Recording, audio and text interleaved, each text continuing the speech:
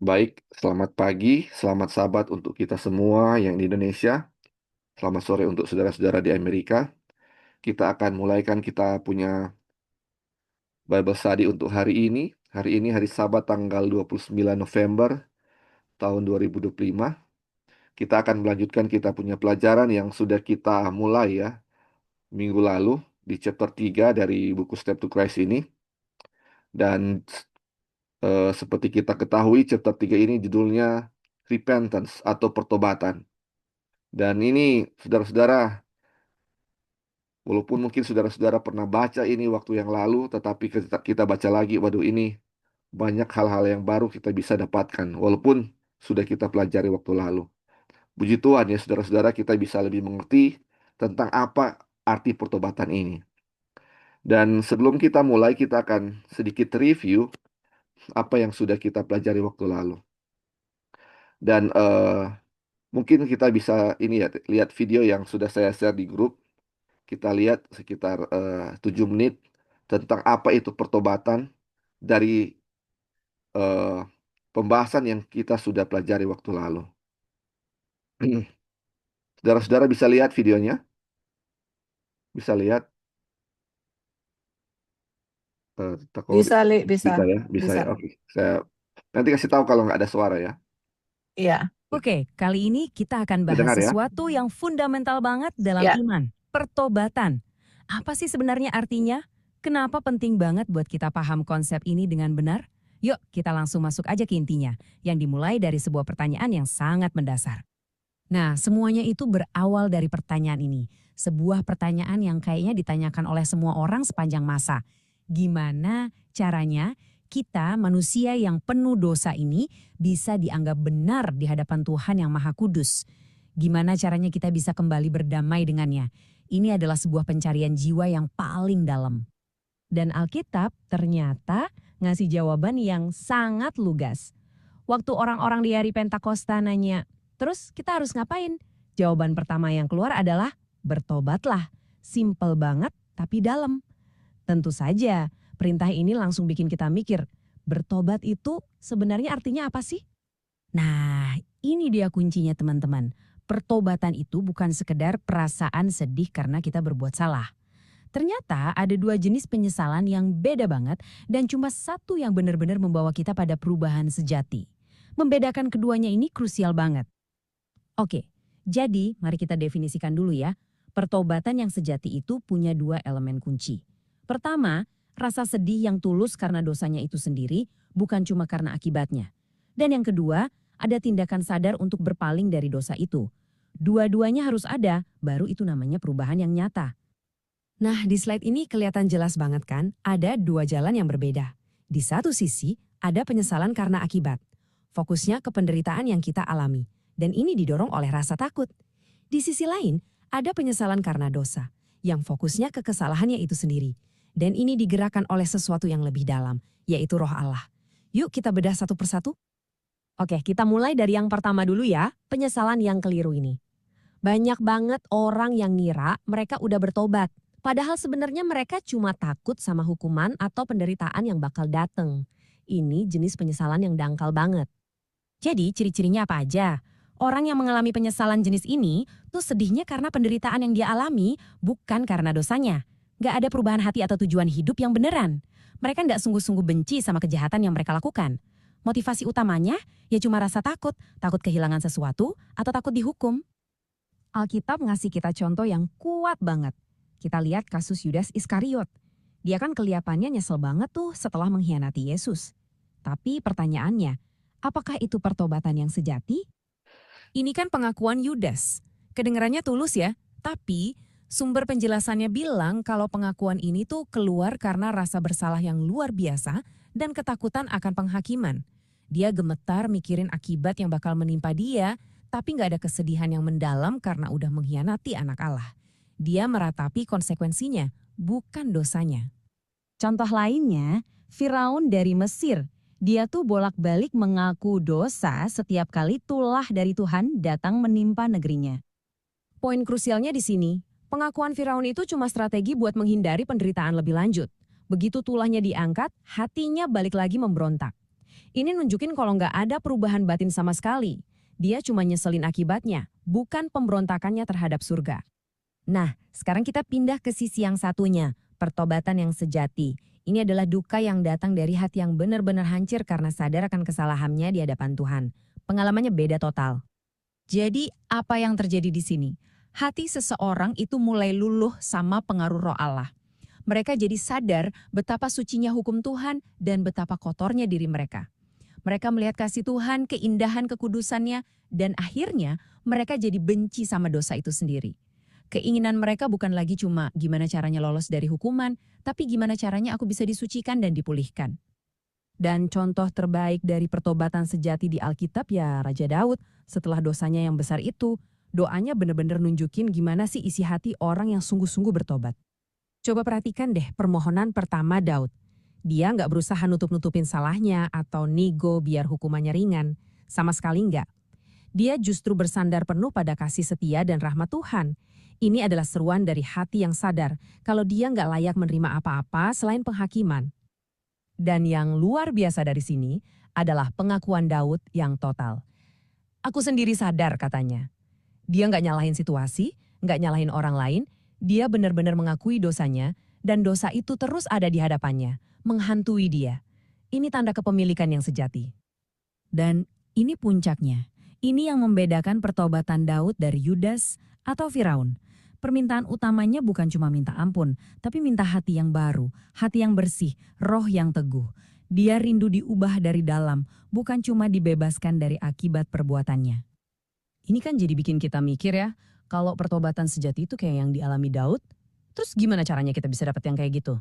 Datangnya dari mana perubahan hati yang sedalam itu? Jawabannya mungkin agak mengejutkan nih. Kita nggak bisa menghasilkan pertobatan sejati ini dengan kekuatan kita sendiri. Itu sesuatu yang di luar jangkauan kita. Mencoba memaksakannya itu mustahil. Nah, ini nih yang sering bikin bingung. Banyak orang mikir, oke, aku harus benerin diri dulu. Aku harus tobat dulu, baru aku pantas datang ke Yesus. Mereka jadiin pertobatan itu semacam syarat, semacam tembok yang harus mereka lewati sendiri dulu. Slide ini meluruskan kesalahpahaman itu. Pikiran yang keliru adalah, saya harus bertobat sebelum datang. Padahal kebenaran Alkitab justru sebaliknya. Kita datang kepada Yesus supaya kita bisa bertobat. Alurnya kebalik dari yang sering kita pikirkan. Pertobatan itu bukan tiket masuk, itu anugerah yang kita terima di dalam. Dan ini dasar Alkitabnya. Kristus itu ditinggikan untuk memberikan pertobatan dan pengampunan dosa. Dia adalah sumber dari keduanya. Sama kayak kita nggak bisa mengampuni diri kita sendiri, kita juga nggak bisa bikin diri kita bertobat dengan sejati. Itu adalah karunia yang datang darinya. Jadi, inilah poin krusialnya. Pertobatan itu bukan tembok yang harus kita panjat buat sampai ke juru selamat. Justru sebaliknya, pertobatan itu adalah buah yang tumbuh waktu kita datang kepadanya, apa adanya, dengan semua beban dan kesalahan kita. Dialah yang memulai dan menyempurnakan pekerjaan itu di dalam diri kita. Maka seluruh pembahasan ini sebenarnya mau mengubah cara kita bertanya pada diri sendiri.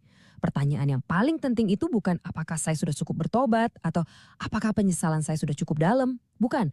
Pertanyaan yang sebenarnya adalah, sudahkah saya datang kepada Kristus, sang sumber dari pertobatan itu sendiri? Karena di sanalah awal dari semua perubahan yang sejati. Oke, dan saudara, itu adalah review yang apa sudah kita pelajari waktu lalu ya tentang pertobatan. Ini ini adalah salah satu apa ya pondasi atau salah satu hal yang kita sudah pelajari dari A.T. Jones juga waktu lalu tentang bagaimana kita membedakan pengertian pertobatan ya dari Katolik dan Protestan atau pembenaran oleh iman Katolik dan pembenaran oleh iman Protestan.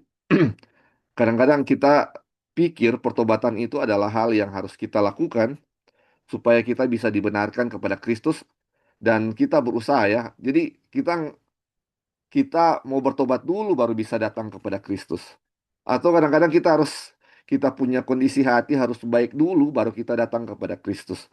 Kita nggak tahu ya kalau Kristuslah yang membuat ada pertobatan sejati. Banyak dari kita ya, banyak dari kita termasuk kita orang Advent, orang Kristen, salah dalam konteks pertobatan itu. Kita eh, apa namanya? Ini seperti dibilang tadi ya, ini apa yang sudah kita pelajari waktu lalu. Kita bertobat sering karena perasaan takut akan akibatnya ya. Dan banyak sekali contoh di Alkitab tentang orang yang bertobat karena apa? Karena takut akan hukuman. Seperti sudah dibilang tadi ya, itu ada Yudas, ada Firaun, ada Bileam. Semuanya bertobat karena takut akan konsekuensi akibat dari apa? Dosa mereka. Jarang yang orang bertobat kan sama seperti Daud. Kebanyakan orang berpikir, oh ini Raja Daud ini sebagai ini ya, ini Raja Daud banyak berbuat dosa tetapi Tuhan masih menerima dia. Dan mereka melakukan terus dosa-dosa mereka karena mereka bilang, ah ini Daud punya dosa masih lebih besar daripada mereka. Mereka tidak fokus kepada ini, mereka fokus kepada perbuatan jahatnya Daud, bukan kepada apa? Pertobatannya Daud. Dan kalau kita lihat pertobatan Daud itu sama sekali dia tidak apa? Mau membenarkan dia punya diri atau kalau bukan karena dia takut untuk apa? Dihukum. Tetapi ketika Daud bertobat, dia kalau mau hukum, hukum saja aku ya. Dia mau apa? Dia mau apa? eh Dia punya hati benar-benar disucikan ya. Makanya dia bilang, create me a clean heart, oh God ya. Jadi dia mau hati yang baru. Dia benci terhadap dosa-dosanya. Dia lihat dosanya apa? Sangat keji, sangat kotor. Dia jijik terhadap dosa-dosanya. Itulah pertobatan yang sejati. Dan kembali lagi, pertobatan sejati itu bukan kita punya usaha untuk bisa datang kepada Kristus. Tetapi pertobatan sejati itu adalah karena kita datang kepada Kristus, makanya ada pertobatan sejati. Ketika anak yang hilang bertobat, kenapa dia bisa bertobat dan datang kembali kepada bapaknya? Karena sebelum dia bertobat, bapaknya sudah menjangkau hatinya dulu supaya dia bisa kembali. Bukan karena usaha anak yang hilang itu ya, saudara-saudara, tapi itu adalah usaha Allah untuk menjangkau yang hilang itu. Ini luar biasa. Jadi kita apa? Ubah kita punya apa? Pengertian yang mungkin salah ya selama ini tentang konsep pertobatan. Pertobatan itu seperti apa? Seperti apa? Pertobatan yang sejati itu seperti apa? Oke, saudara-saudara, mungkin ada yang mau tambahkan dari apa yang kita sudah pelajari atau review yang minggu lalu sebelum kita akan mulai untuk pelajaran pada sahabat ini. Mungkin ada yang mau tambahkan atau bertanya. Ya, Kalau silakan nih, silakan. coba balik lagi yang pertobatan yang sesungguhnya itu, yaitu yang 23.2. Oke, Ya ini. Ya, jadi di sini ya. Jadi di sini dibilang includes ya.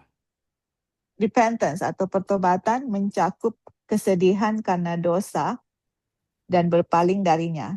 Kita tidak akan meninggalkan dosa kecuali kita melihat kejahatannya sampai kita berpaling darinya dalam hati, tidak akan ada perubahan yang nyata dalam hidup. Ini kutipan ini sendiri, ini sangat, maksudnya inilah kunci pertobatan itu sendiri gitu.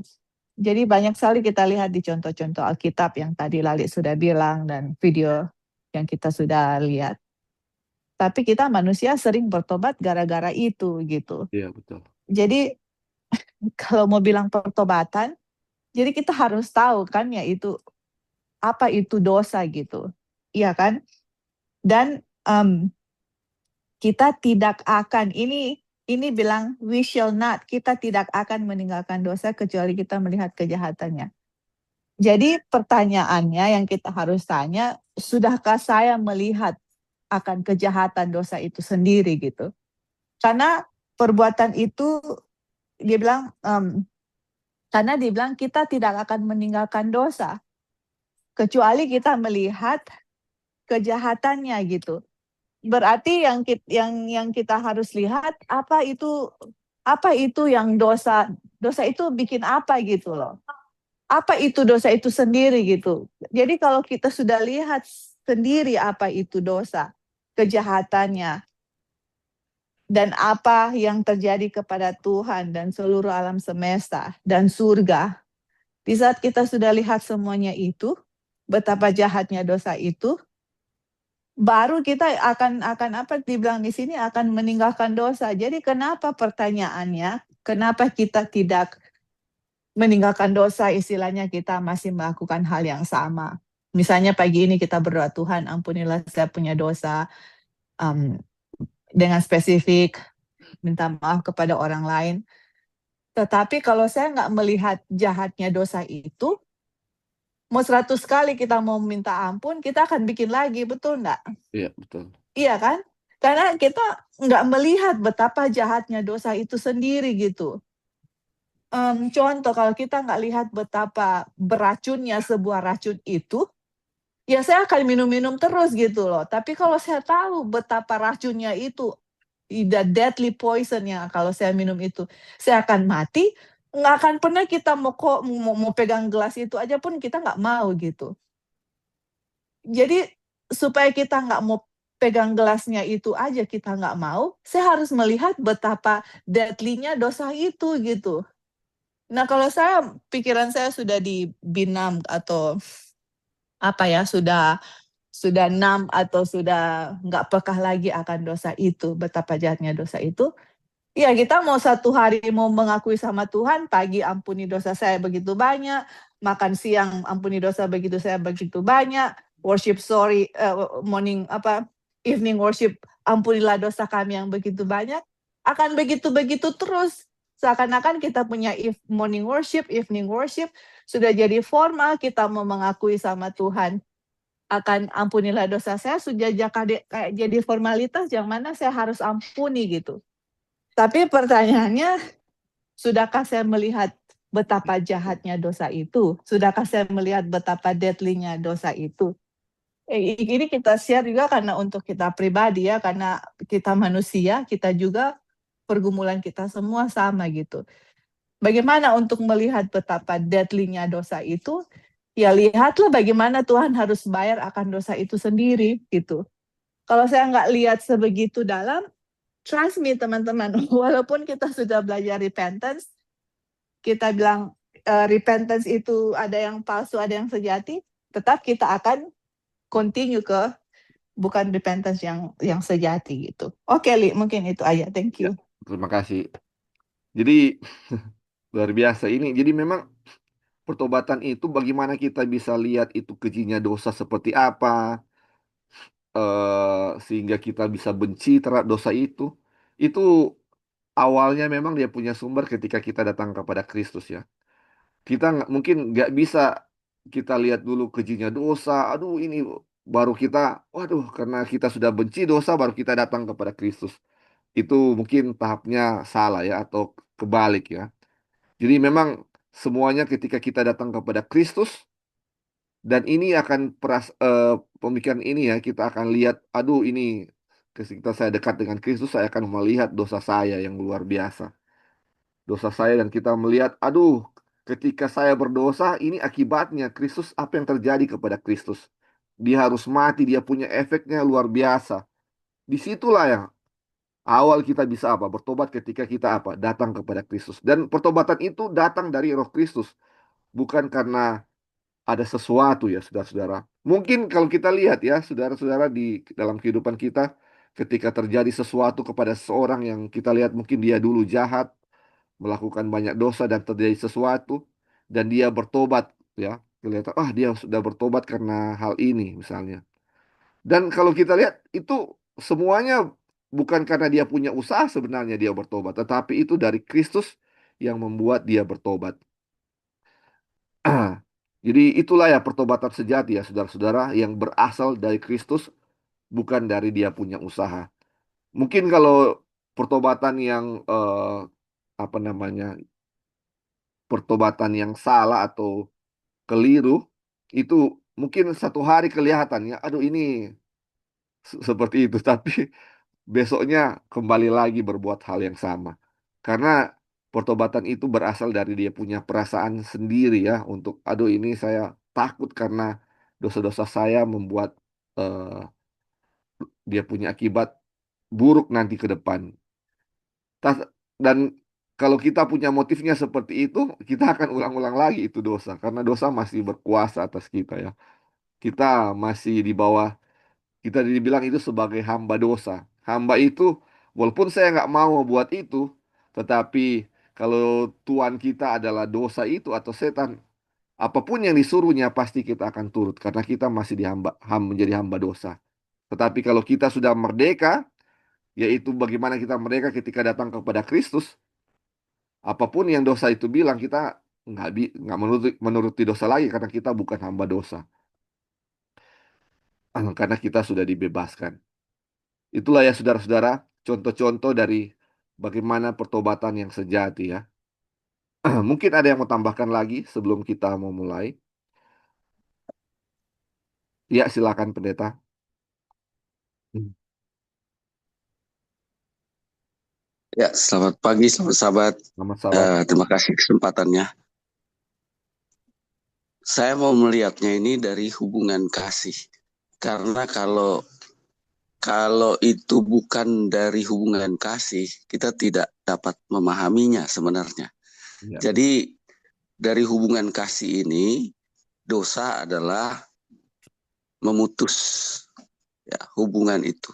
Dan uh, kalau kita lihat bagaimana orang yang patah hati ya, bagaimana orang yang patah hati bisa bunuh diri dan lain sebagainya. ya. Karena dia merasa bahwa dia sudah kehilangan segalanya. Hmm. Nah, ketika si bungsu itu pergi, dia masih merasakan bahwa dosa itu enak. Hmm. Ya, betul. Dosa itu, wah, uh, menyenangkan hati. Ya. Tetapi ketika dia merasakan akibat daripada dosa itu, yang dia ingat adalah kasih bapaknya. Hmm. Dan dia sudah kehilangan kasih bapaknya. Dan dia mau kembali bukan menjalin hubungan kasih lagi dengan bapaknya. Karena sudah tidak layak. Iya, ya, betul, betul. Jadi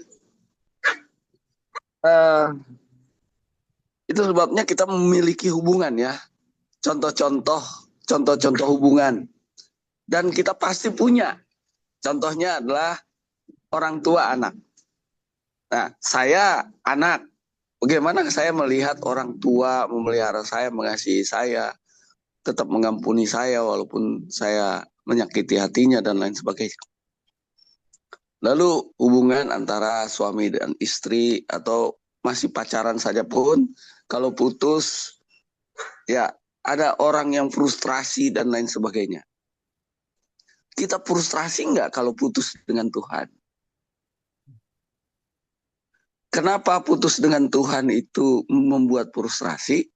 Karena kita merasakan kasihnya yang begitu besar dan akibat daripada dosa itu akan memutus hubungan itu. Bagaimana kita uh, merasakan bahwa hubungan itulah yang lebih membahagiakan daripada berbuat dosa.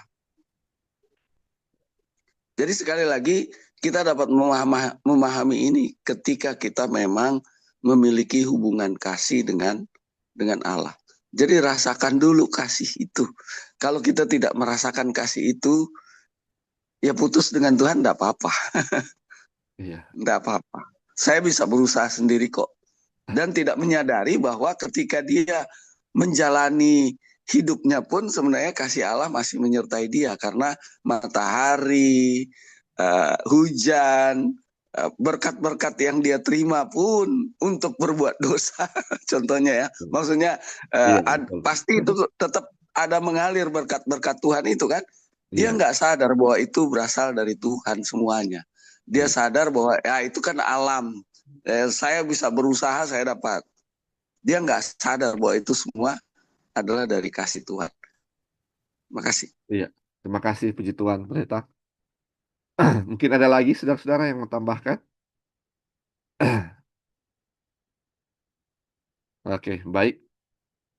Jadi kalau kita lihat ya ini eh, kasus yang anak yang hilang ini ya, kalau kita lihat dia bertobat, sepertinya karena dia sudah dapat dia punya akibat kan, karena dia sudah menderita, sudah nggak makan, sudah kelaparan, makanya sekarang dia mau bertobat. Motifnya salah ini karena gara-gara ini dia mau bertobat. Gara-gara dia sudah kelaparan makanya dia mau bertobat. Coba kalau dia kelaparan, dia tidak akan bertobat ya. Ini tetapi ini ya saudara-saudara, dia punya motif bertobat adalah bagaimana dia mengingat akan kebajikan atau kasih dari Bapaknya. Kebajikan atau kasih dari Bapaknya. Itulah yang menarik dia kepada pertobatan. Seandainya dia tidak tahu, dia tahu Bapaknya itu tidak baik atau eh, kejam ya saudara-saudara. Dia tidak akan sekali-kali pernah berani untuk kembali ke rumah. Karena pasti dia tidak akan diterima. Tetapi yang menarik dia untuk pulang adalah dia tahu bahwa Bapak itu sangat mengasihi dia. Mungkin dia sudah melakukan banyak hal, betul ya, dia sudah melakukan kesalahan yang besar. Tetapi yang menarik itu adalah dia tahu Bapaknya itu apa? Bapa yang baik. Begitu juga saudara-saudara dari kita ini untuk bertobat. Kita harus tahu Bapak itu adalah Tuhan yang baik yang mau menerima kita apa adanya. Itulah yang apa selalu bilang dari Kristus yang apa? Menarik orang untuk bisa bertobat. Bukan karena kita punya apa? Kita punya usaha untuk bisa bertobat. Bukan seperti itu ya. Tidak pernah kita bisa berusaha untuk bertobat. Sama seperti contoh tadi ya. Pertobatan itu bukanlah tembok yang harus kita panjat untuk menuju kepada Kristus. Tetapi pertobatan itu adalah hasil dari kita datang kepada Kristus. Jadi ketika Kristus menarik kita, kita datang ya, kita rela untuk datang kepada Kristus, baru kita bisa dapat akan apa? Pertobatan. Pertobatan itu adalah buah dari datang, bukan apa? Tembok yang kita panjat, usaha kita untuk panjat itu, bukan seperti itu. Oke, kita akan baca ya apa namanya? Kutipan terakhir dari minggu lalu dan kita akan mulai untuk sahabat ini ya. Ini karena ini sambungan ya. Bilang, Alkitab tidak mengajarkan bahwa orang berdosa harus bertobat terlebih dahulu sebelum ia dapat mengindahkan undangan Kristus. Marilah kepadaku semua yang letih lesu dan berbeban berat, dan aku akan memberi kelegaan kepadamu. Matius 11 ayat 28. Kebajikan yang mengalir keluar dari Kristuslah yang menuntun kepada pertobatan yang sejati. Nah, ini dia. Petrus menjelaskan hal ini dalam perkataannya kepada orang Israel ketika dia berkata, Dialah yang telah ditinggikan oleh Allah sendiri dengan tangan kanannya menjadi pemimpin dan juru selamat, supaya orang Israel dapat bertobat dan menerima pengampunan dosa. Kita sama sekali tidak dapat bertobat tanpa Kristus yang membangkitkan suara hati, sama seperti kita tidak dapat diampuni tanpa Kristus. Ini luar biasa, ini kata-kata waktu lalu ya sebelum kita tutup. Jadi kita ini orang berdosa ini tidak dapat bertobat tanpa Kristus ya saudara-saudara. Dan sama seperti katanya kita tidak bisa diampuni tanpa Kristus. Jadi mau bertobat, mau diampuni, apapun untuk keselamatan kita, apapun untuk kita bisa dibenarkan di hadapan Allah, itu adalah apa? Pekerjaan Kristus, pekerjaan Roh Kudus. Bukan pekerjaan apa? Atau pekerjaan kita atau usaha kita. Baik, kita akan lanjut ya apa yang kita sudah sambungan dari lalu. Dibilang Kristus adalah sumber dari setiap dorongan yang benar. Dialah satu-satunya yang dapat menanamkan dalam hati permusuhan terhadap dosa. Setiap keinginan akan kebenaran dan kemurnian, setiap keyakinan akan keberdosaan kita sendiri merupakan bukti bahwa rohnya sedang bekerja atas hati kita. Jadi sama seperti contoh tadi lagi ya, ini anak yang hilang. Itu rohnya yang bekerja di hati anak yang hilang ini. Yang menekankan bahwa Bapak itu baik. Dan itu yang mendorongnya dia apa? Kembali pulang. Kembali pulang. Yesus telah berkata, dan aku apabila aku ditinggikan dari bumi, Aku akan menarik semua orang datang kepadaku. Yohanes 12 ayat 30. Kristus harus dinyatakan kepada orang berdosa sebagai juru selamat yang mati bagi dosa-dosa dunia. Dan ketika kita memandang anak domba Allah di atas salib Kalvari, misteri penebusan mulai tersingkap kepada pikiran kita dan kebaikan Allah menuntun kita kepada pertobatan. Nah, ini saudara-saudara, kita garis bawahi ya. The goodness of God leads us to repentance. Kebaikan Allah menuntun kita kepada pertobatan. Dalam mati bagi orang-orang berdosa, Kristus menyatakan kasih yang tak terjangkau oleh pikiran manusia. Dan ketika orang berdosa memandang kasih ini, hatinya dilunakkan, pikirannya dipengaruhi, dan jiwanya digerakkan untuk menyesal dan hancur hati. Saudara-saudara, inilah pekerjaan Kristus ya saudara-saudara. Bagaimana ini pertobatan sejati bisa terjadi ketika Kristus apa katanya? Dia jangkau pikiran manusia, terus dia melunakkan hati orang itu ya saudara-saudara. Dan pikirannya bisa dipengaruhi oleh pengaruh roh dan akhirnya apa? Dia tergerak dan menyesal. Hatinya hancur ketika melihat akan kebaikan Kristus bagi dirinya.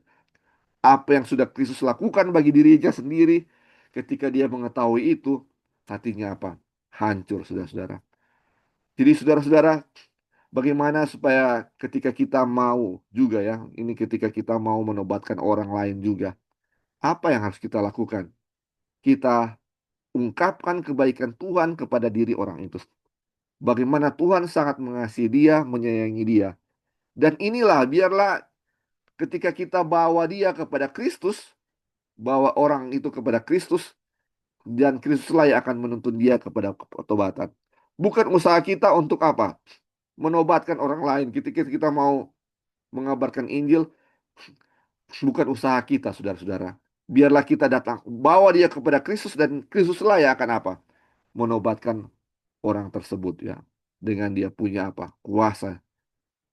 Makanya ketika di hari Pentakosta itu, begitu banyak apa? Orang yang bertobat. Apakah itu usaha dari murid-murid? Bukan.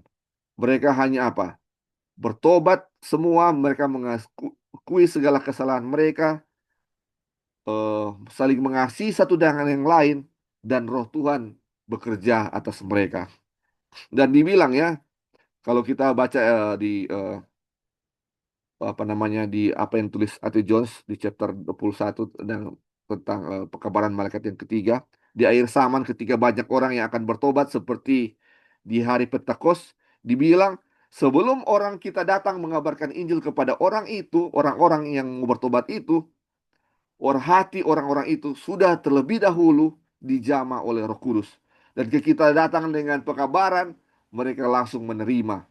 Dan itu bukan karena apa? Khotbah kita yang bagus, bukan karena kita punya jago untuk bicara, bukan seperti itu. Karena Roh Tuhan sudah bekerja di hati mereka sebelumnya. Dan ini pertobatan sejati bisa terjadi kepada mereka karena apa? Dia punya sumber adalah dari Kristus, dari Roh Allah. Mungkin sampai di sini ada yang mau tambahkan saudara-saudara? Bagaimana pertobatan itu hanya dari Kristus saja, bukan dari Ya, usaha. Lali. Ya, silakan. Ya, jadi ya betul sekali ya yang tadi pendeta ada kasih tambahan bagaimana hubungan kasih gitu. Ya, Karena kan tadi dia bilang the goodness of God lead us to repentance. ya, Harus ada kita melihat akan ada kebaikan Kristus dalam diri kita untuk membuat kita bertobat yang sejati gitu ya. Jadi bagaimana kita bisa melihat kebaikan Kristus? Itu tadi juga dibilang, Yesus bilang, kalau saya di lifted up, saya ditinggikan di atas bumi, saya akan menarik semua orang datang kepadaku. Jadi, kalau saya pikir-pikir ya, maksudnya bagaimana dia punya praktek gitu. Karena kan ini bukan hanya sekedar teori bagaimana saya mau bertobat atau apa. Bagaimana caranya untuk kita melihat akan kebaikan Kristus gitu. Satu salah satu yang Ellen White bilang yang kita ingat sekali itu adalah bagaimana kita melihat akan kehidupan Kristus dari dia lahir, apalagi di hari-hari terakhir waktu dia mau disalibkan itu, one thoughtful hour, Ellen White bilang. Jadi kalau kita bisa dalam orang punya pribadi membaca akan kehidupan Tuhan Yesus dan merenungkan akan kehidupan Tuhan Yesus, apalagi hari-hari terakhir yang dia sudah mau mati di kayu salib. Kalau kita bisa lihat itu, kita bisa baca di buku Matius, Markus, Lukas, atau di buku tulisan Ellen White, Kerinduan Segala Zaman, di waktu dia sudah mau disalibkan itu. Mungkin kita bisa ambil waktu salah pagi-pagi itu bisa baca atau malam sebelum tidur atau anytime yang kita bisa. Kemudian kita renungkan bagaimana penderitaan Tuhan Yesus, bagaimana kasih Tuhan kepada kita, dan kita kembalikan, ini Tuhan bikin semua ini karena saya gitu. Karena dosa itu sendiri, kan tadi dia bilang sebelum kita melihat betapa, apa tadi itu dia punya kutipan, dosanya, sebelum kita melihat betapa jahatnya dosa itu, begitu kan dia punya tulisan itu, Ya, yang ya. Ellen, kita nggak akan berpaling dari dosa itu sendiri. Jadi tadi kan pendeta bilang yang bagaimana hubungan kasih gitu. Di saat saya melihat bagaimana Tuhan Yesus menderita, terus kita lihat Tuhan itu bikin ini semua untuk saya gitu. Karena dia mengasihi saya, dan dia mau saya, jadi kita take it personal, saya gitu. Dia mau saya untuk bersama-sama lagi dengan dia gitu. Karena dosa sudah memisahkan semua ini. Kita nggak di Garden of Eden lagi, kita nggak bisa sama seperti Adam dan Hawa lagi sebelum jatuh dalam dosa. Dan Tuhan mau mengembalikan itu kepada kita manusia. Dan Tuhan rela bikin semua ini, dicaci maki, ditempeleng, diludahin, malah mati di kayu salib untuk kita, untuk saya pribadi gitu. Dan kita melihat di kayu salib itu betapa jahatnya dosa itu dan betapa Tuhan mengasihi saya pribadi gitu. Jadi di kayu salib itu dua hal itu yang saya lihat. The goodness of God dan bagaimana Tuhan benci akan dosa itu sendiri dan bagaimana dosa itu sendiri membuat Tuhan Yesus itu mati. Di saat kita merenungkan itu, teman-teman, saya yakin dan pasti Tuhan Roh Kudus itu akan membuat kita, akan menghancurkan kita punya keegoisan, menghancurkan akan kita punya keras kepala atau apalah, untuk melihat Tuhan punya kebaikan yang lead me into repentance gitu. Dan itu yang kita perlukan gitu. Jadi untuk kita pribadi, masing-masing sibuk kerja dan segala macam tugas orang tua dan macam-macam, kita punya tanggung jawab. Tapi please take times untuk renungkan hal itu gitu. Kalau saya nggak bikin itu, nggak ada relationship dengan Tuhan, saya nggak lihat kasih Tuhan kepada saya nggak lihat betapa jahatnya dosa saya membuat Yesus disalibkan, yang tadi saya akan bilang, kita akan jadi formalitas saja. Ampuni dosa saya yang begitu banyak, dosa mana yang begitu banyak. Dan kalau Tuhan mengampuni, apakah saya benar-benar bertobat atau hanya saya mengucapkan doa karena semua orang mengucapkan kata yang sama, ampuni dosa saya yang begitu banyak, ampuni dosa saya yang begitu banyak. Itu bukan true repentance begitu ya. Kita akan mengulang lagi story Yudas dengan semua orang-orang yang di Alkitab gitu. Build kita punya relationship dengan Tuhan, sama seperti kalau tadi pendeta bilang, saya dengan anak. Saya sebagai orang tua, bagaimana saya mencintai anak saya? Coba kita connect itu, hubungan itu antara Bapa di surga dengan saya pribadi gitu. Bagaimana saya mau kebahagiaan untuk anak-anak, saya nggak mau anak-anak saya menderita. Begitu juga Tuhan mau begitu dengan kita gitu. Dan bagaimana saya mengasihi anak saya, begitu juga Tuhan dengan kita. Atau yang tadi pendeta bilang, suami istri, atau orang lagi pacaran gitu. Kalau seseorang mencintai seseorang itu pacaran, terus diputusin, betapa sakit hati dan hancurnya. Dan begitu juga betapa sakit hati dan hancurnya Tuhan Yesus di kayu salib. Dia mati because of broken heart, hancur hatinya gitu. Itu relationship gitu maksudnya. Nah itu yang kita perlukan untuk benar-benar sadar bahwa itu yang membuat kalau saya berdosa, Tuhan Yesus begitu, broken heart, hatinya hancur gitu loh. Dan dia willing untuk mati gara-gara dosa itu sendiri gitu. Dan di saat kita rasakan itu, apakah kita mau bikin Tuhan Yesus broken heart all the time, hancur hati all the time? Itu kan sepertinya nggak masuk di akal gitu. Kalau itu udah established di kita semua masing-masing melihat dan merasakan the goodness of God, aduh, dosa itu memang nggak akan mau ya untuk kita mau menyakiti hati Tuhan Yesus gitu. Sahabat kita, penebus kita, kekasih kita yang sangat mengasihi kita. Dan itu yang kita perlukan teman-teman. There's no other way untuk kita melihat kasih Tuhan Yesus. Lihat di kayu salib, Tuhan sudah kasih kunci-kunci. Ini semua kunci keselamatan. Lihat Yesus di kayu salib. Lihat the goodness of God. Rasakan semua berkat yang kita terima. Makanan, minuman, matahari.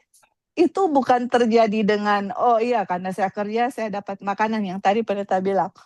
Tuhan itu bisa kasih stop kita punya pekerjaan sekejap. Tuhan bisa taruh presiden, dia singkirkan presiden. Dia kasih kerja, dia kasih stop kerja. Dia kasih stop makanan. He can do it gitu. Tapi the fact that kita masih bisa makan, minum, dan menikmati apa kehidupan yang kita miliki, itu semua berkat Tuhan di saat kita masih rebel against God. Nah itu kita lihat betapa kasih Tuhan. Dan di saat kita menyadari itu, ya Tuhan ampunilah saya soal saya lihat kasih Tuhan.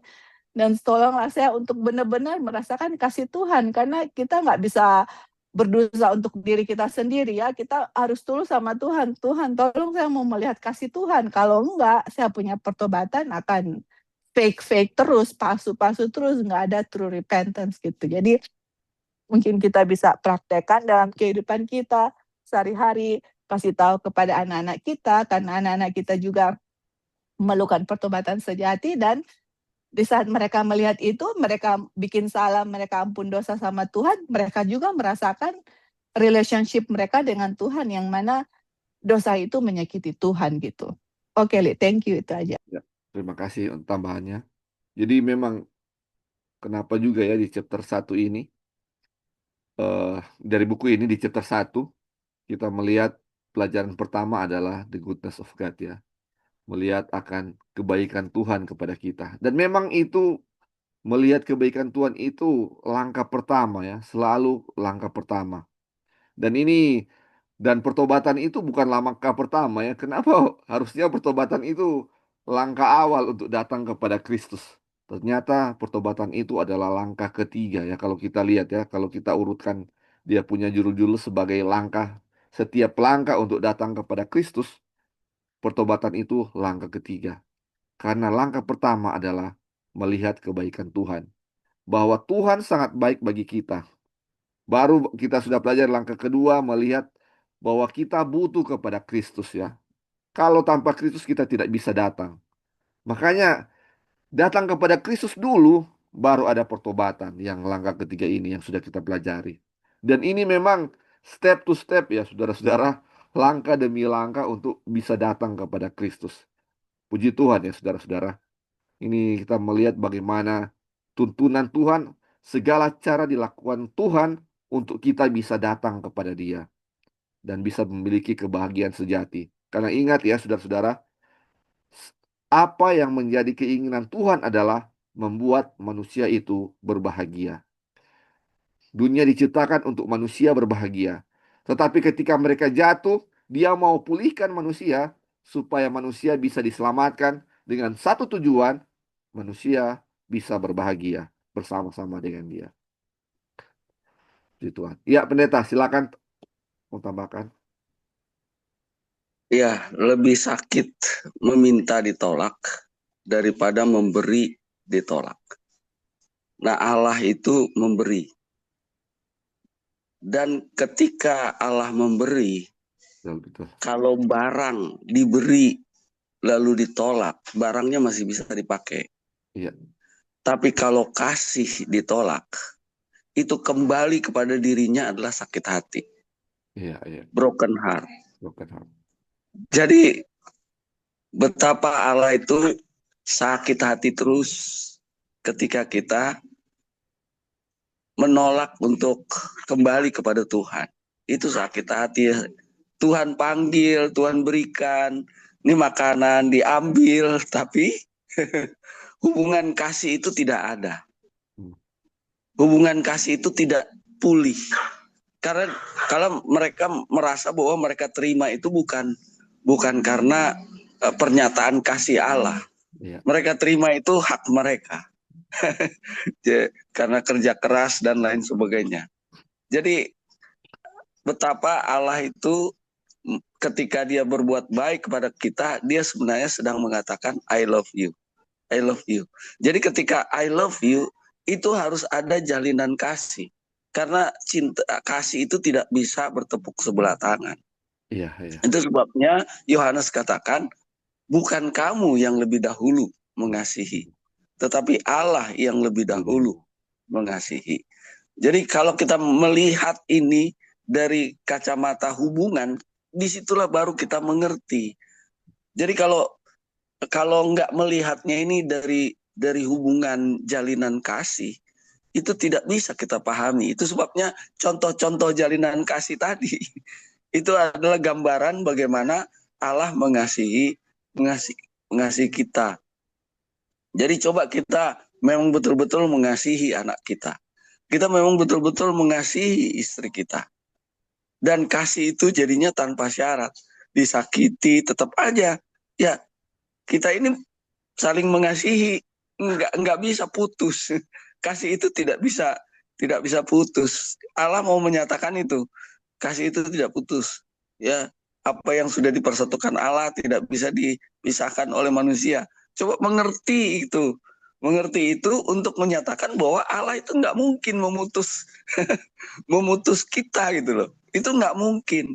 Allah itu terus akan memanggil, menghimbau kita untuk kembali kepada dirinya.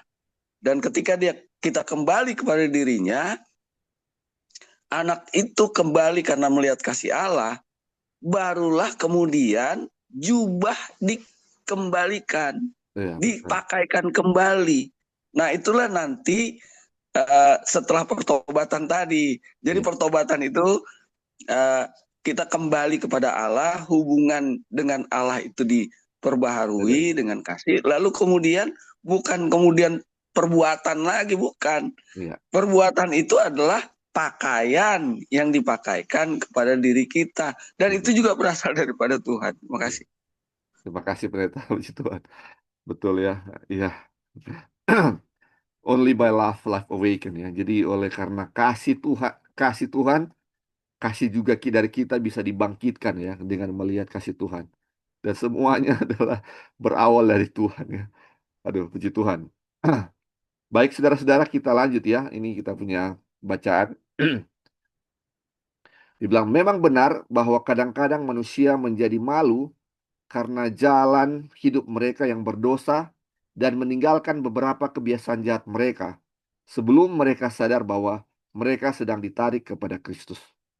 Tetapi kapanpun mereka berusaha untuk berubah dari keinginan tulus untuk melakukan yang benar, itulah kuasa Kristus yang sedang menarik mereka. Suatu pengaruh yang tidak mereka sadari bekerja atas jiwa, suara hati digerakkan, dan kehidupan lahiria mulai diperbaiki. Aduh, ini puji Tuhan ya saudara-saudara.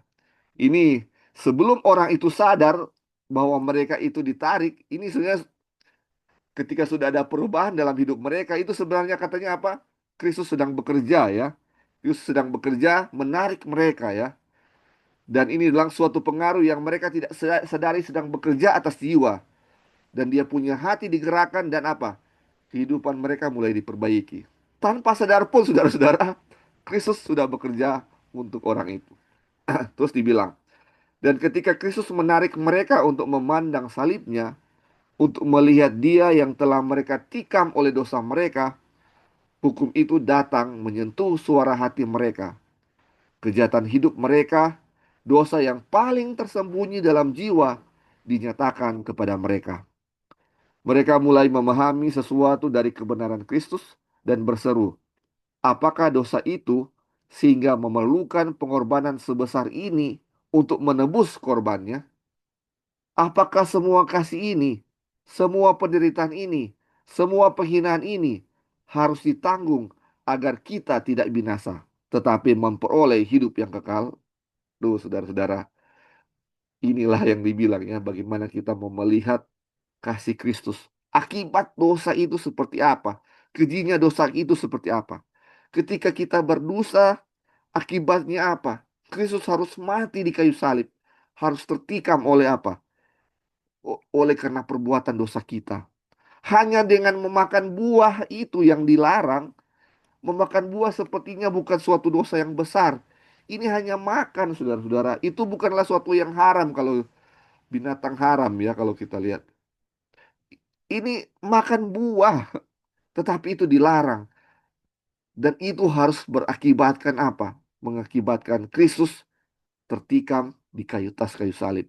Harus menanggung semua penderitaan nih akibat makan buah itu. Waduh, ini luar biasa. Kita harus lihat akibat kita tidak mendengarkan Kristus seperti apa. Bukan akibat, oh, perbuatan jahat saya seperti apa. Apakah saya sudah membunuh orang atau apa yang besar-besar itu? Bukan. Selama kita tidak menuruti apa yang perkataan Kristus atau perkataan hukum, apa namanya, selama kita melanggar ya saudara-saudara, itu adalah perbuatan yang membuat Kristus menderita. Kita harus tahu ya itu penderitaan Kristus seperti apa. Ketika kita berdosa, sama dengan kita apa? Menyalibkan kembali Kristus di kayu salib. Dan kita melihat akan kejinya dosa ini, akan akibat dosanya ini, itulah yang apa? Menarik kita untuk apa? Datang kepada Kristus. Wah, luar biasa ya saudara-saudara. Ada yang mau tambahkan saudara-saudara dari kutipan ini? Bagaimana Kristus menarik kita ya untuk datang kepadanya. Untuk melihat kebaikan dia dan melihat kejinya dosa seperti apa. Oke, kalau belum ada kita lanjut ya. Orang berdosa dapat menolak kasih ini dan menolak untuk ditarik kepada Kristus. Aduh, ini kita bisa menolak ya, kita bisa memilih untuk tidak datang kepada Kristus. Tapi dia bilang, tetapi jika ia tidak menolak, ia akan ditarik kepada Yesus. Pengetahuan tentang rencana keselamatan akan membawanya ke kaki salib dalam pertobatan atas dosa-dosanya yang telah menyebabkan penderitaan anak Allah yang terkasih. Saudara-saudara, ketika kita mengetahui bahwa dosa-dosa kita akan menyebabkan penderitaan anak Allah yang terkasih, yang sangat mengasihi kita, itu akan menjadi apa? Awal pertobatan yang sejati. Ketika kita mengetahui, aduh, akibat dosa itu seperti apa, hati kita akan digerakkan untuk apa? Datang kepada Kristus dan bertobat secara apa? Sungguh-sungguh. Ini satu hal yang membuat kita tidak bisa datang kepada Kristus. Cuman satu, saudara-saudara. Menolak untuk ditarik kepada Kristus. Sebenarnya bukan, iya ini nih kuncinya satu, kita menolak ya. Menolak untuk bisa datang. Pertobatan itu tidak bisa datang ketika kita apa? Menolak untuk datang kepada Kristus. Kita lanjut dibilang, pikiran ilahi yang sama yang sedang bekerja atas segala hal di alam sedang berbicara kepada hati manusia dan membangkitkan kerinduan yang tak terungkapkan akan sesuatu yang tidak mereka miliki. Hal-hal dunia tidak dapat memuaskan kerinduan itu. Roh Allah mendesak mereka untuk mencari hal-hal yang dapat memberi damai dan ketenangan, kasih karunia Kristus, sukacita kekudusan, melalui pengaruh yang terlihat maupun yang tidak terlihat. Juru selamat kita terus bekerja untuk menarik pikiran manusia dari kesenangan dosa yang tidak memuaskan kepada berkat-berkat tak terhingga yang dapat menjadi milik mereka di dalam Dia. Kepada semua jiwa yang dengan sia-sia mencoba minum dari tempayang-tempayang bocor dunia ini, pesan ilahi disampaikan. Barang siapa haus, hendaklah ia datang, dan barang siapa yang mau, hendaklah ia mengambil air kehidupan dengan cuma-cuma. Wahyu 20 ayat 17. Saya teringat di pelajaran dari J.W. Wagoner ya tentang Injil, bagaimana Tuhan mau kita semua untuk bisa diselamatkan ya. Dan apa yang Tuhan lakukan supaya kita diselamatkan? Tuhan menanamkan keinginan dalam setiap manusia untuk memiliki kuasa ya, untuk memiliki kuasa. Dan kita tahu itu adalah kuasa Injil atau ya kuasa yang eh, kuasa Kristus ya untuk bisa menyelamatkan. Itu semua kita ya ditanamkan kuasa. Di Kristus tanamkan keinginan untuk memiliki kuasa itu. Dan karena sudah ditanamkan keinginan untuk memiliki kuasa itu, kita mau ya, karena sudah ada tanam keinginan, kita mau untuk memiliki kuasa itu. Tetapi apa yang terjadi ya, saudara-saudara? Kita tahu setan juga berusaha keras di dunia ini. Keinginan untuk memiliki kuasa Injil itu yang membuat kita bisa diselamatkan, yaitu Kristus, dibelokkan ya. Jadi keinginan untuk jadi apa? Memiliki kekayaan, memiliki suatu pendidikan yang tinggi, ketenaran, suatu posisi baik dalam politik, itu harusnya kuasa untuk memiliki Injil ya, tapi akhirnya kita dibelokkan untuk kuasa untuk memiliki kedudukan ya, suatu hal yang tinggi. Dan dibilang ini, hal-hal itu yang dunia yang kita cari ya untuk memiliki kuasa itu yang dunia tawar yang kita cari di dunia itu sama seperti dibilang ini, tempayang-tempayang bocor. Tempayang-tempayang bocor itu kalau misalnya atau drum-drum ya. Misalnya kita taruh di rumah di saat hujan keras misalnya. Dan kita tampung air hujan itu menggunakan tong itu. Satu malam hujan keras tapi tong itu tidak pernah penuh. Kenapa? Karena tong-tong itu bocor. Sama seperti usaha-usaha kita ya saudara-saudara. Untuk memiliki kuasa atau untuk memiliki kesenangan dari dunia ini. Kita tidak pernah akan merasa puas karena kita punya diri itu sama seperti tempayang-tempayang bocor. Dan kita tidak akan pernah sekalipun puas dengan apa kita dapat atau miliki di dunia ini. Tidak akan pernah.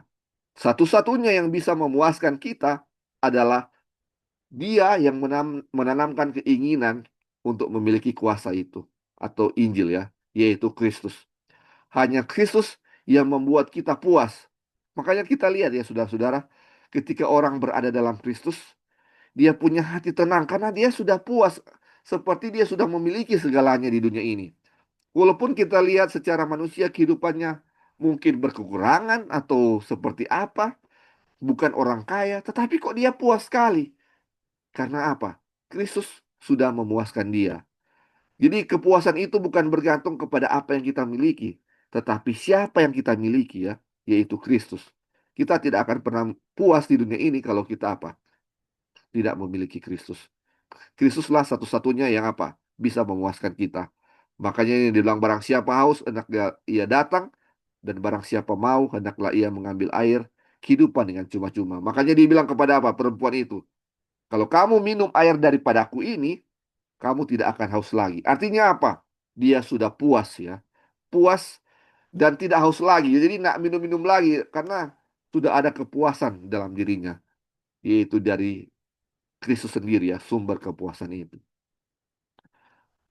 Baik, ada yang mau tambahkan saudara-saudara sampai di sini?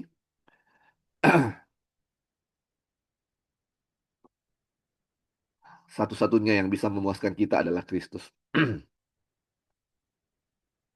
Oke, kalau belum ada kita lanjut ya saudara-saudara. Baik, dia bilang, engkau yang di dalam hati merundukkan sesuatu yang lebih baik dari apapun yang di dunia ini dapat berikan, kenalilah kerinduan itu sebagai suara Allah kepada jiwamu. Mintalah kepadanya untuk memberikan kepadamu pertobatan, untuk menyatakan Kristus kepadamu dalam kasihnya yang tak terbatas, dan dalam kemurniannya yang sempurna. Aduh, saudara-saudara, kalau kita rindu ya, saudara-saudara dibilang yang sini, sesuatu yang lebih baik yang dapat dunia ini dapat berikan, dibilang, kita harus apa? Minta kepada Tuhan. Ya. Kenali suara Allah. Minta kepada Tuhan untuk bertobat ya. Jadi ini pertobatan itu sebenarnya sebuah permintaan ya.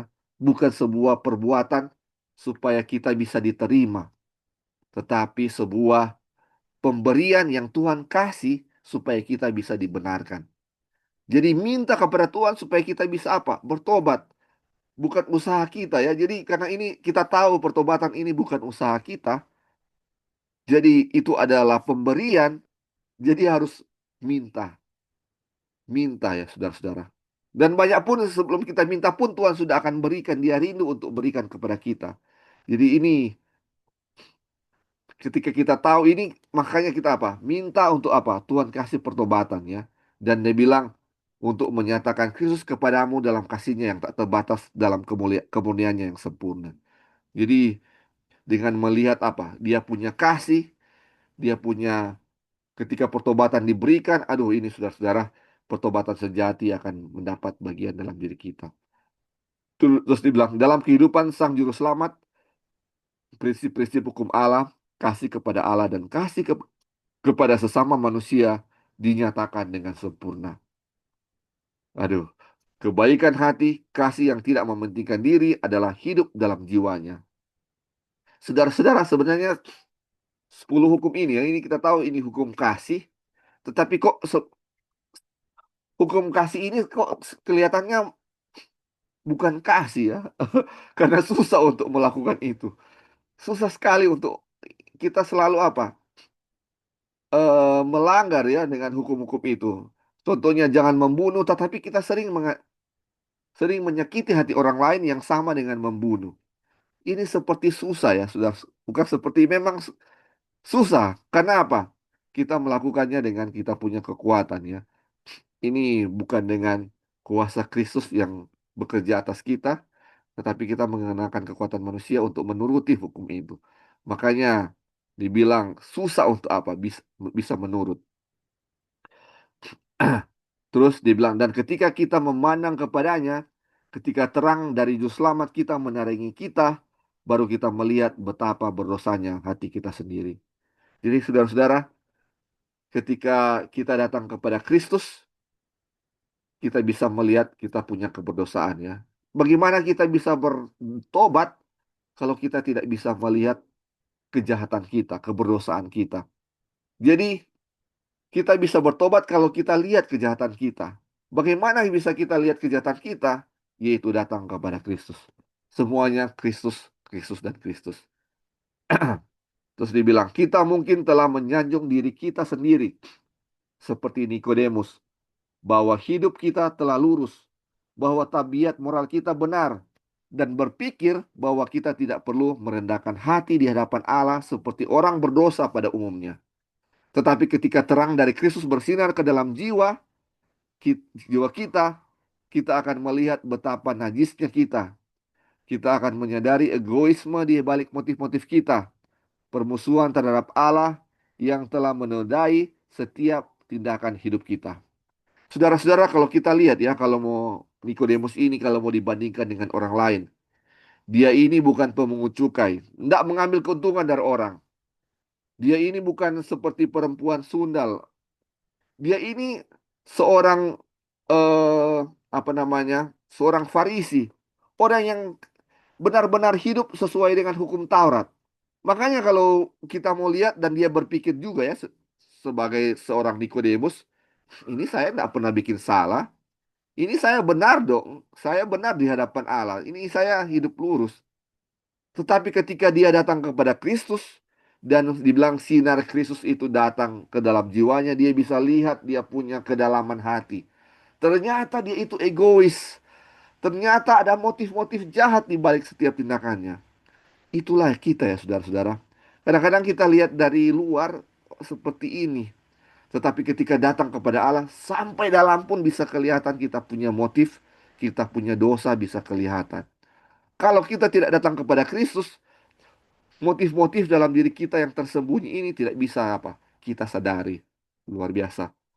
Maka dia bilang, maka kita akan tahu bahwa kebenaran kita sendiri atau kita punya righteousness, kita punya own righteousness benar-benar seperti kain yang kotor, seperti filthy rags ya dibilang.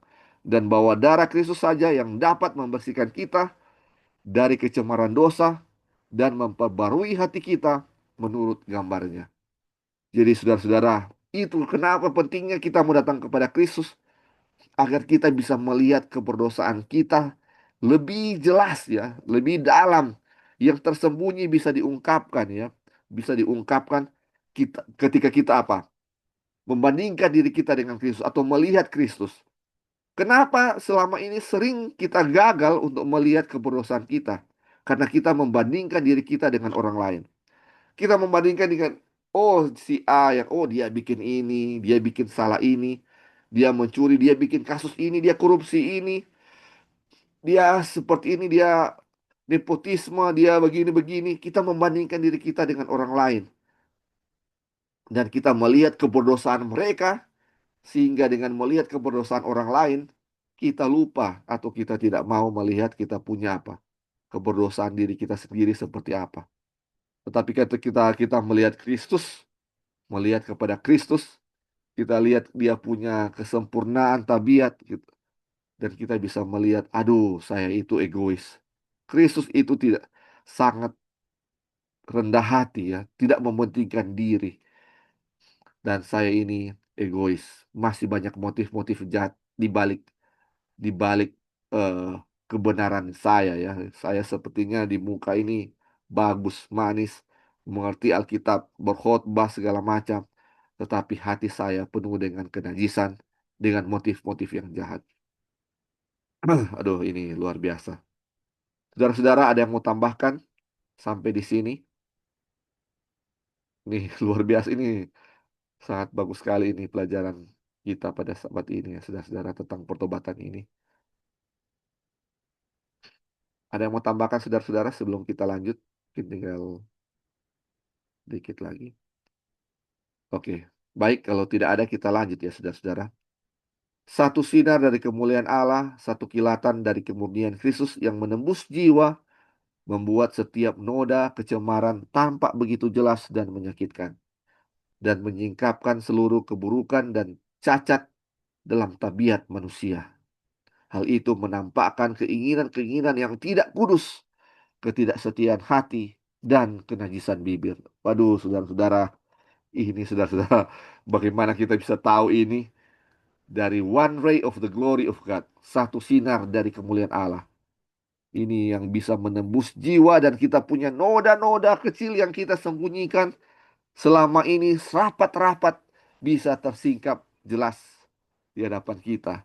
Kita punya najis bibir yang mungkin tanpa kita sadari sudah keluar dan menyakiti hati orang lain. Kita punya keinginan-keinginan yang tidak kudus. Aduh, banyak yang kita suka, tapi itu sebenarnya didasari oleh kita punya keegoisan dan kita punya infidelity of heart ya, atau kita punya permusuhan hati ini diungkapkan semuanya oleh apa? Sinar kemuliaan Kristus.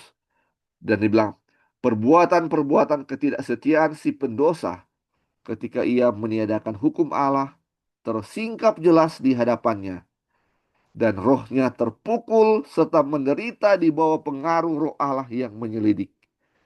Ia membenci dirinya sendiri ketika ia memandang tabiat Kristus yang murni dan tak bercelah. Aduh, saudara-saudara, ketika kita melihat kita punya perbuatan-perbuatan yang keji, kita benci, kita punya dosa ini. Aduh, diri ini penuh dengan dosa. Ketika kita lihat apa? Kristus yang murni dan tak bercelah. Makanya saudara-saudara, bandingkanlah dirimu dengan Kristus. Jangan pernah membandingkan diri kita dengan manusia lain ya saudara-saudara. Ketika kita membandingkan manusia kita dengan manusia yang lain, aduh kita akan merasa benar, merasa lebih benar dari orang lain ya saudara-saudara. Merasa lebih layak dari orang lain. Seperti orang Farisi, seperti Nikodemus sebelum dia bertobat ya. Dia melihat bahwa dia ini lebih baik ya, sama seperti orang Farisi dengan pemungut cukai ya, orang berdosa. Dia merasa bahwa dia lebih baik dan sesuai pandangan manusia betul ya saudara-saudara. Orang Farisi ini jauh lebih baik daripada orang pemungut cukai itu, orang berdosa itu, yang sudah menipu banyak orang. Keji, jijik mau lihat, aduh ini. Tapi kalau mau lihat dari kedalaman hati, sama-sama orang apa? Berdosa. Dan Tuhan mana yang dibenarkan? Orang yang menyadari akan dia punya apa? Kesalahan. Dia punya keburukan. Dia punya dosa. Itu yang dibenarkan Kristus.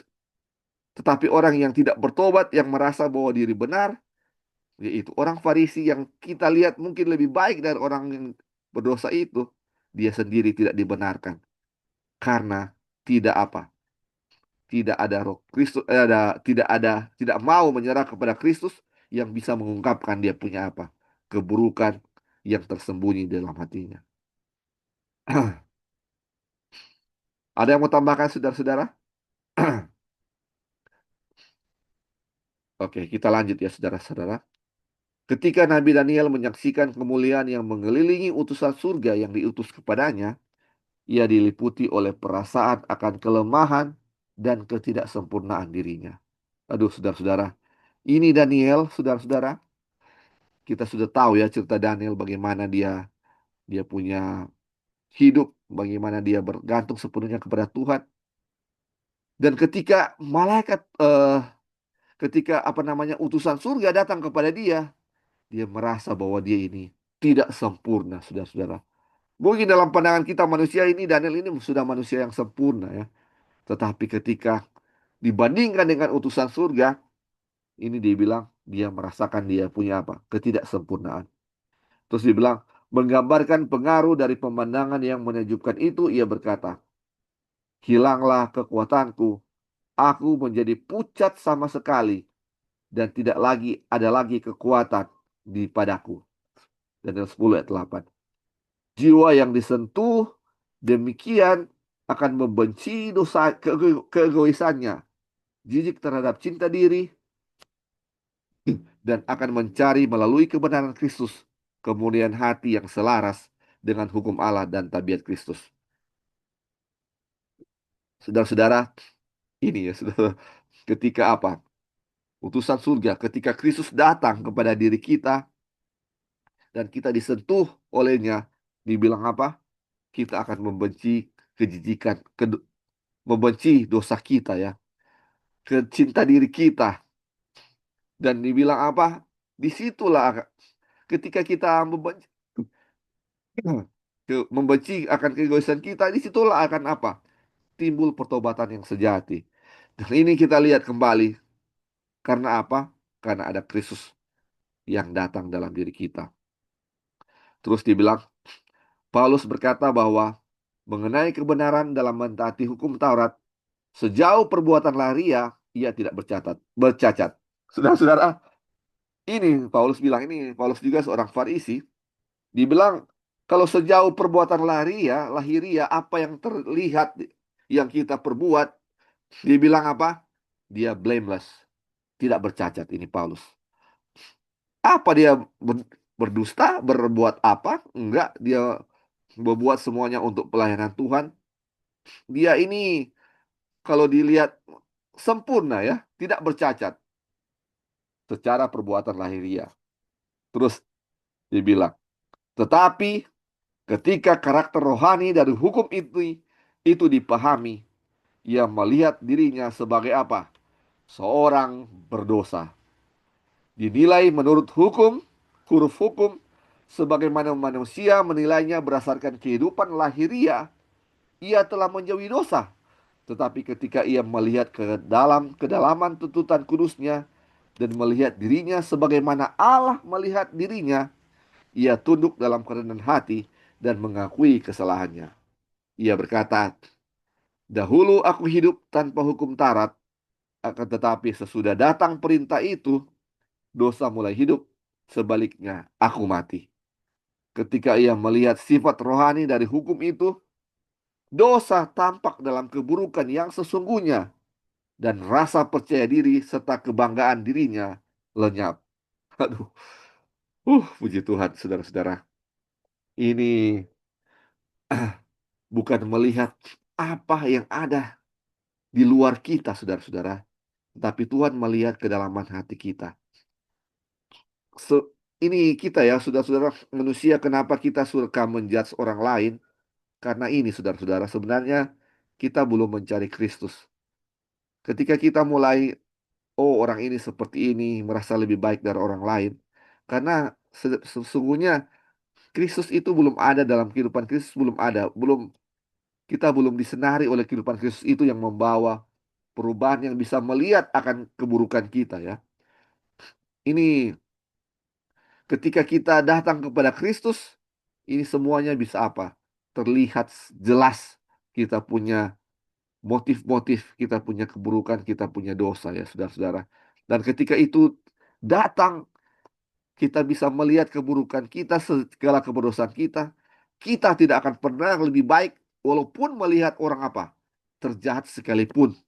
Ketika kita melihat orang paling jahat pun, orang yang sudah membunuh di penjara, yang jijik, yang sudah memperkosa, kita akan lihat mereka sama berdosanya dengan kita. Itulah pandangan kita. Inilah yang menjadi yang Paulus Paulus lihat ya. Dia ini apa? Dia melihat keberdosaannya. Dia bilang ketika dosa itu dinyatakan, dia apa? Dia mati ya. Ini karena dia lihat dia punya keberdosaan dalam dirinya. Kalau secara mata manusia, dia itu tidak berdosa, tidak bercacat. Tetapi dalam pandangan mata Allah, setiap manusia kelihatan setiap apa? Titik-titik dosanya di mana. Aduh, ini puji Tuhan. Ah, ada yang mau tambahkan saudara-saudara sebelum kita lanjut? Oke, kita lanjut ya. Ini mungkin kutipan terakhir. Ini dia bilang, Allah tidak memandang semua dosa sama besarnya. Ada ukuran tingkat kesalahan dalam pandangannya, sebagaimana juga dalam pandangan manusia. Namun, betapapun sepele suatu kesalahan tampak di mata manusia, tidak ada dosa yang kecil di hadapan Allah. Penilaian manusia itu parsial dan tidak sempurna, tetapi Allah menilai segala sesuatu sebagaimana adanya. Seorang pemabuk dihina dan diberitahu bahwa dosanya akan menghalanginya masuk surga. Sementara kesombongan, keegoisan, dan ketamakan seringkali dibiarkan tanpa teguran. Tetapi inilah dosa-dosa yang sangat menyinggung Allah.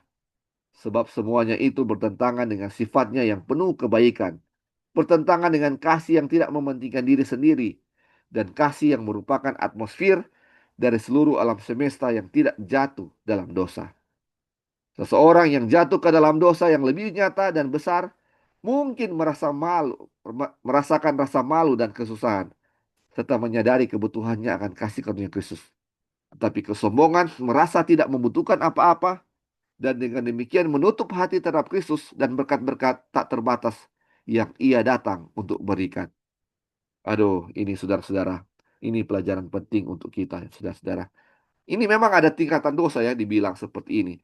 Tetapi dibilang dalam pemandangan ada Allah, tidak ada dosa yang kecil ya, tidak ada dosa yang kecil. Ini kita lihat saudara-saudara, ketika manusia jatuh dalam dosa dan Tuhan harus mati, Kristus harus mati, dosanya hanya apa? Makan buah, saudara-saudara. Makan buah bukan dosa yang besar sekali kalau kita lihat. Tetapi itu adalah yang membuat Kristus disalibkan di atas kayu salib. Makan buah itu.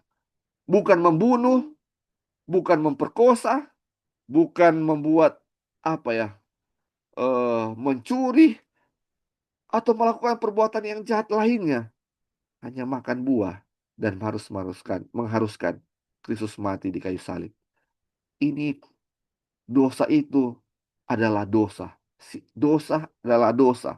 Sekecil apapun, itu adalah dosa yang bisa membuat Kristus mati di kayu salib. Makanya saudara-saudara, ini untuk bisa masuk ke dalam kerajaan surga harus apa? Tanpa dosa ya saudara-saudara. Karena ada dosa sekecil apapun akan membuat kita tidak bahagia di dalam kerajaan surga. Makanya ini, aduh luar biasa. Setiap dosa ini harus apa? Disingkirkan.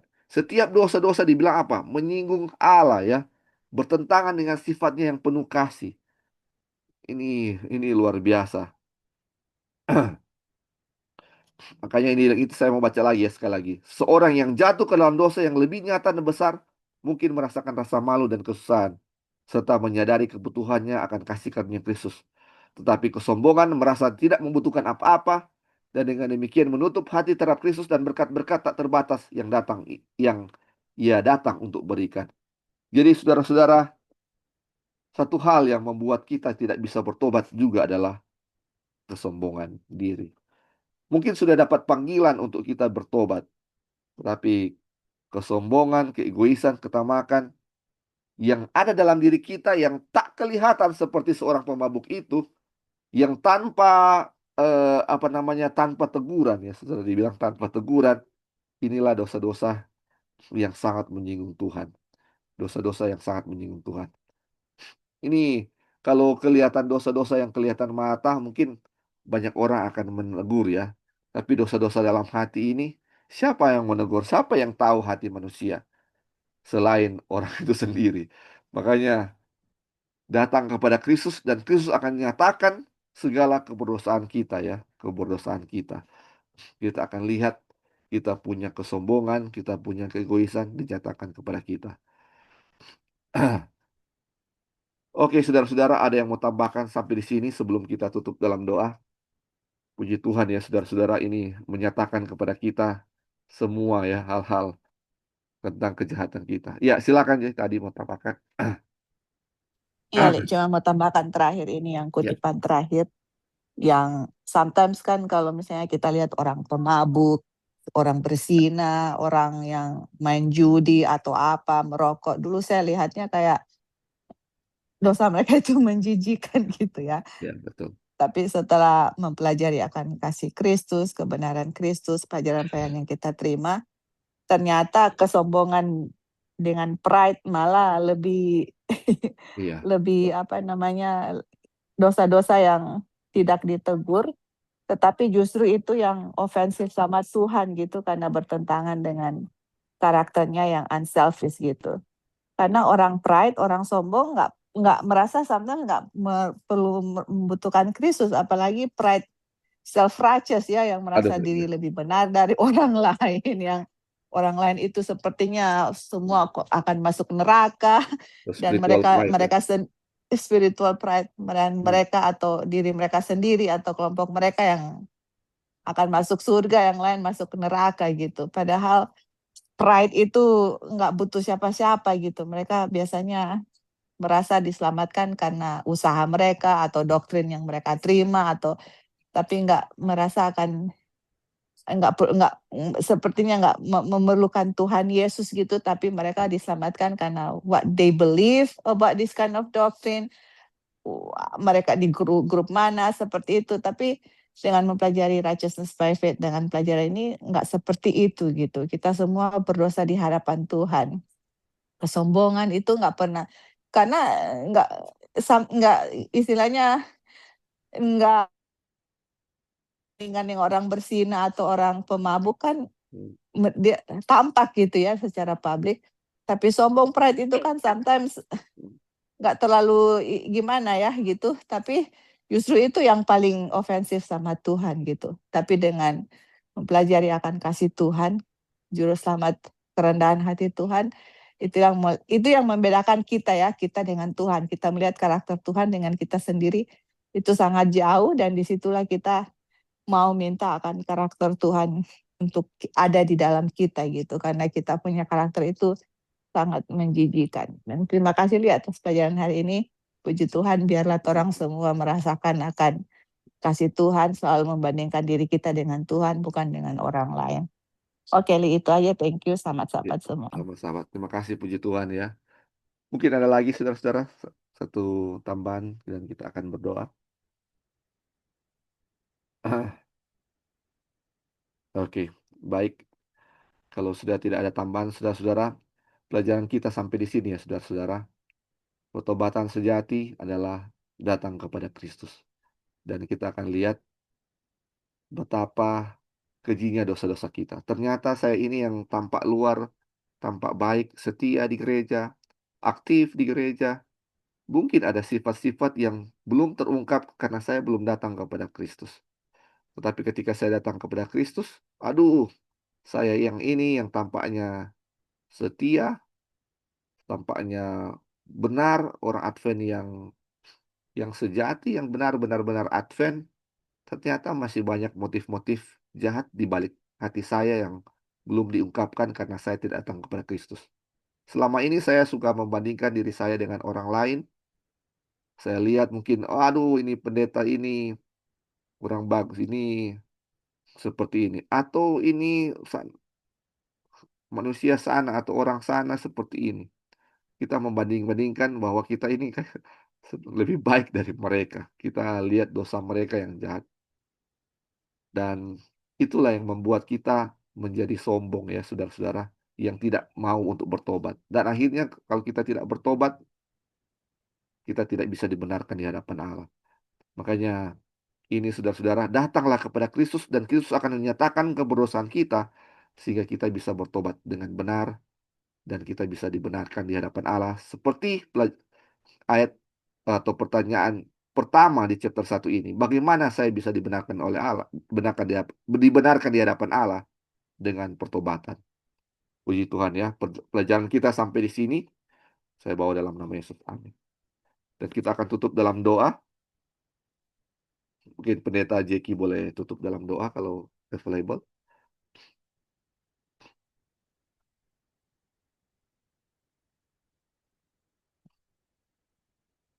Oke, mungkin pendeta lah.